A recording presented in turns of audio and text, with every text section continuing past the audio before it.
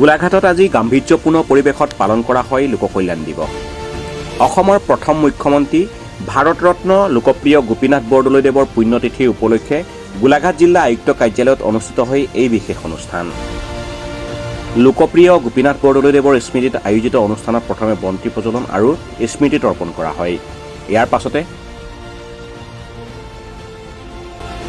জিলা আয়ুক্ত কাৰ্যালয়ৰ কাৰ্যবাহী বিষয়া শ্ৰীমতী মণিকা বৰাই আদৰণি ভাষণ আগবঢ়ায়। অনুষ্ঠানত গোলাঘাট পৌৰসভাৰ পৌৰপতি শ্ৰীমতী দুলুমণি বৰবৰা, অতিৰিক্ত জিলা আয়ুক্ত শ্ৰী জিন্তু বৰাৰ লগতে বিভিন্ন বিভাগৰ বিষয়া কৰ্মচাৰী উপস্থিত থাকে। জনসেৱাত আগবঢ়োৱা উল্লেখযোগ্য অৱদানৰ স্বীকৃতিস্বৰূপে এইবেলি লোকসেৱা বঁটা প্ৰদান কৰা হয় জিলা উচ্চ বৰ্গৰ সহায়ক শ্ৰী মুনীন্দ্ৰ চন্দ্ৰ গগৈ আৰু স্বাস্থ্যকৰ্মী শ্ৰী বিচিত্ৰ শইকীয়াক। ৰাষ্ট্ৰীয় সংগীত পৰিৱেশনৰ জৰিয়তে অনুষ্ঠান সামৰণি পৰে।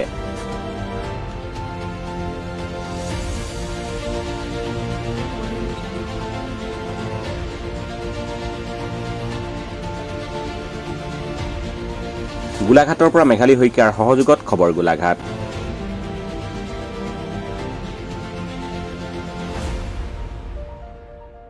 প্ৰথম আপোনালোকক ধন্যবাদ জনাইছোঁ।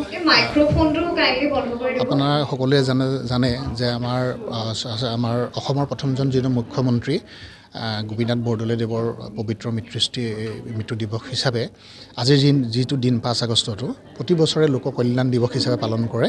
আৰু এই লোক কল্যাণ দিৱসত আমাৰ অসম চৰকাৰে 2021 চনতে এনেকৈ আলোচনা কেবিনেটৰ সিদ্ধান্ত কৰি প্ৰতি বছৰে 5 আগষ্টৰ যিটো মৃত্যু তিথি তেখেতৰ, সেই তিথিটোত আমাৰ যিসকল কৰ্মচাৰী আছে নন গেজেটেড কৰ্মচাৰী, সেই কৰ্মচাৰীসকলৰ পৰা বিশিষ্ট যিসকলক কৰ্মক্ষেত্ৰত যি সেৱা আগবঢ়াই উৎকৃষ্ট সেৱা আগবঢ়াইছে তেখেতসকলক নিৰ্বাচন কৰি তেনেকৈ যিটো পুৰস্কাৰ দিয়াৰ কথা চিন্তা কৰিছিল। আজিও তেনেকৈ এই বছৰ 2026 বৰ্ষত সেই লোক কল্যাণ দিৱসটো পালন কৰিবৰ কাৰণে লোকসেৱা পুৰস্কাৰ হিচাপে গোলাঘাট জিলাৰ পৰা আমি দুজন আমাক এনেকৈ প্ৰশাসনে নিৰ্বাচন কৰিছে। মই মোৰ গোলাঘাট জিলা শিক্ষা পৰিষদ প্ৰতিষ্ঠানত কৰ্মৰত মই উচ্চ বৰ্গৰ সহায়ক, আৰু মই প্ৰশাসনক ধন্যবাদ জনাইছোঁ যে আমাক নিৰ্বাচন কৰি আজি মোকো এনেকৈ যোগ্য বুলি ভাবি নিৰ্বাচন কৰিলে। সেইকাৰণে মই প্ৰশাসনক সকলো বিষয়ে মোৰ আয়ুক্ত মহোদয়কে প্ৰমুখ কৰি সমূহ বিষয় বিভাগ কৰ্মচাৰীবৃন্দ তেখেতসকলৰ প্ৰতি কৃতজ্ঞতা জ্ঞাপন কৰিছোঁ। আপোনালোকক ধন্যবাদ জনাইছোঁ। আৰু বঁটা গ্ৰহণ কৰি আপুনি বক্তৃতা আগবঢ়ায়, যি আপুনি দুখৰ চকুলো পোৱালে, কি ক'ব? মোৰ মানে আচলতে অলপ বেয়াও লাগিছে। কেলৈ আমাৰ সমাজত এটা কথা থাকে যে কৰ্মচাৰীবিলাকৰ কাৰণে যিটো মনোভাৱ মানুহবিলাকৰ, সেই এটা মনোভাৱটো প্ৰায় আছে। আৰু সেই মনোভাৱবিলাকৰ বলিবোৰ আমিও হৈ থাকোঁ। কাৰণ আমাৰ সকলো কৰ্মচাৰী তেনেকুৱা নহয়। সেই কৰ্মচাৰীবিলাকত এনেকুৱা কিছুমান ব্যক্তি আছে যিসকলে পাব্লিক ছাৰ্ভিচ দিব বিচাৰে। আৰু মই 96ত তাতে জইন কৰা, আৰু সেই কৰ্ম কৰি আহোঁতে মোৰ সেইটো অনুভৱ হৈ আছিলে। কাৰণ মই তেনেকুৱা মানসিকতাৰ নহয়। আজি এতিয়া মই বিভিন্ন বিভাগ একেটা অফিচত থাকি বিভিন্ন কাম কৰোঁ। মানুহবিলাকৰ লগত এতিয়া কিবা আমাক যেতিয়া উপঢৌকন দিব বিচাৰে মই সেইখিনি আমি নাকচ কৰোঁ মোৰ ক্ষেত্ৰত, আৰু আজিলৈকে লোৱাও নাই। মই তেতিয়া কওঁ যে মই যদি তেনেকুৱা কিবা কাৰণে লৈছোঁ বা কাৰোবাৰ যদি কিবা হৈছোঁ তেতিয়াহ'লে মোক আপোনালোকে মোৰ ৰাইজে সকলোৱে জানে, আপোনালোকে কি কয় কৰিব। আৰু সেইটো চাগে পোৱা নাই। আৰু সেই আনৰ কাৰণে যে সেই এটা কালিমা যে লৈ থাকিবলগীয়া হয় সেইটোকে বৰ বেয়া লাগে তাৰমানে। কাৰণ আমি তেনেকুৱা নহয়। কাৰণ আমি ৰাইজৰ কাৰণে কাম কৰা মানুহ, পাব্লিক ছাৰ্ভেণ্ট বুলি কৈছে। আমি সকলো আমাৰ যিবিলাক কৰ্ম পাব্লিকৰ কৰ্মৰ কাৰণে আমি কৰিব লাগিব। সেইটো আমি মোৰ নাম মুনীন্দ্ৰ চন্দ্ৰ গগৈ। হয়।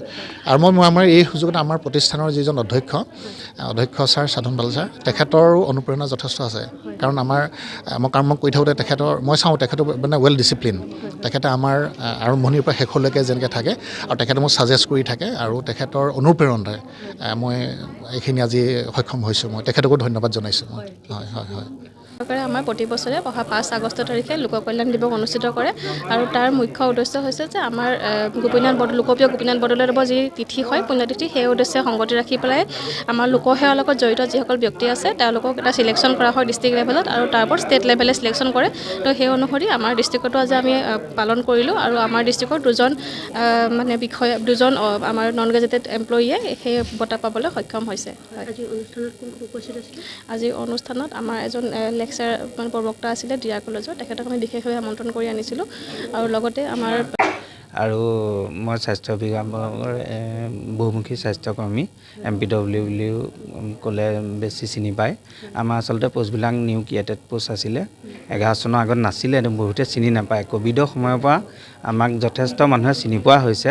আৰু এতিয়াও স্বাস্থ্য বিভাগৰ আমি যিমান দূৰলৈকে পাৰি পাহাৰেই হওক ভৈয়ামেই হওক পানীৰ মাজতে হওক আজি মই বুলি নহয় মই এণ্টায়াৰ টীম এটা আছে ধৰক মই MPWক প্ৰতিনিধিত্ব কৰিছোঁ মই গোলাঘাট জিলা MPW সভাপতি হয় আমাৰ কমেও 100জন ল'ৰা আছে গোলাঘাটতে বা মই বাকীখিনিৰ লগতো এনেকুৱা এটা মানে মই টীমক কৰি আগবাঢ়ি যাব বিচাৰিছোঁ আজি এই পুৰস্কাৰ পাইছোঁ যে এয়া অকল মোৰ বাবে নহয় মোৰ ঘৰখনে সহায় কৰিছে পৰিয়ালৰ পৰা ধৰি মোৰ সহকৰ্মী বন্ধুসকল লৈকে মোৰ অফিচৰ যুটীয়া স্বাস্থ্য সঞ্চালক মহোদয়ৰ পৰা সকলো বিষয়া অনুপ্ৰেৰণাত বা মোৰ যিখিনি তেওঁলোকে মোক আগবাঢ়ি যাবলৈ কাম কৰিবলৈ উৎসাহিত কৰিছে সকলোৱে সেই ফলতহে মই আজি এই বঁটাটো পাবলৈ সক্ষম হৈছোঁ মোৰ বিচিত্ৰ শইকীয়া